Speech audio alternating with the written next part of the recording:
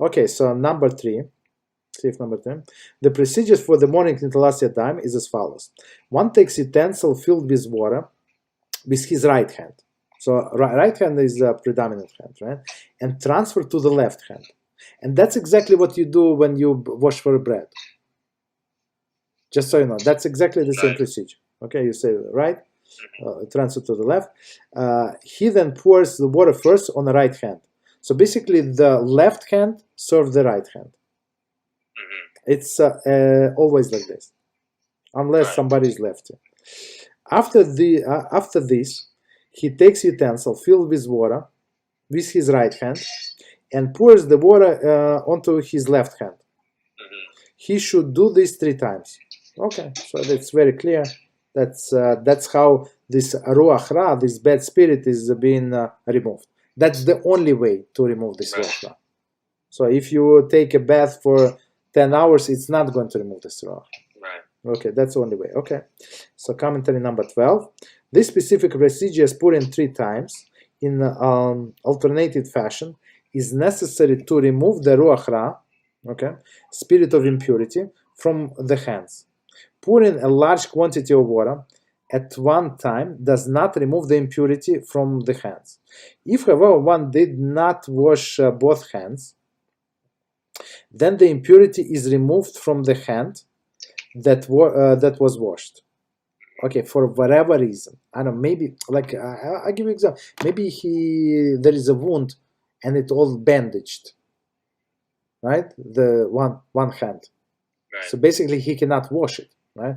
So the ruach ra still present on that hand. It did not go anywhere on this bandaged hand, but this the second hand is pure. So in some situation, that's what person is going to end up. Okay, so he's gonna have to deal with it. Yes. So basically, he would not. He's not allowed to do many things with that hand because it has this ruach ra. Okay. Continue. So 3 times. So and all of this separate pouring it should be like separate. So you pour 1 time, you stop. Second time, you stop, like with a little pauses. Right. Okay. It is proper to wash hands until the wrist. So that's the best way, the optimal way of doing things, until the wrist. However, in the present situation, if it is sufficient to wash until the knuckles, the joint fingers to the palm of the hand. So that's what we do on Yom Kippur, for example, or Teshuvah. Right? We wash like this, or even until the first knuckle. Not as much, but even half of it. It's like minimum requirement. Okay, so commentary number 13. For example, he does not have enough water, Mishnah Brura, on Yom Kippur, exactly Tisha B'Av, when washing for pleasure is forbidden, one should wash only until the knuckles. Okay, so as we said, not until the second knuckle, but the first knuckle. Okay. Okay, so continue. One should also wash his face in the morning in honor of Creator.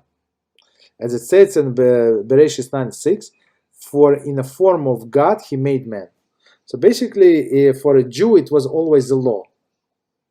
Doesn't matter, he's rich, he's poor, he has water, he does not have water, but always for Jews, it was the law to wash his hands. So today we have indoor plumbing, but 200 years ago, even 150 years ago, most of the people in the world did not have indoor plumbing, and most of the people did not wash their hands and face, just so you know, and brush their teeth, right? So that's, but it was always our law, right? And one should rinse out his mouth also. Not everybody would do it, right? Because the stale saliva that builds up inside it overnight. Since one must utter the great name of HaShem with holiness and purity. So basically, he has to remove this saliva, this bad taste from his mouth, so he can recite the name of HaShem. Okay, yeah, makes sense. Yeah. Afterwards, he should dry his hands. Okay, 14. Commentary. According to some authorities, the ruach ra does not depart until the hands are dry. So as we're going to learn later on, so impurity is transferred through the liquids. So, and one of these 7 liquids is, or 5 liquids, I don't remember exactly, I think it's 5 liquids. So one of these liquids is water. So for sure he has to dry his hand. So, and after that, for sure, there is no more impurity. After washing his face, he should take care to dry his face well. 15. Leaving one's face wet is not healthy for the skin. Or okay, so it's not, it's like practical suggestion, right? Not healthy.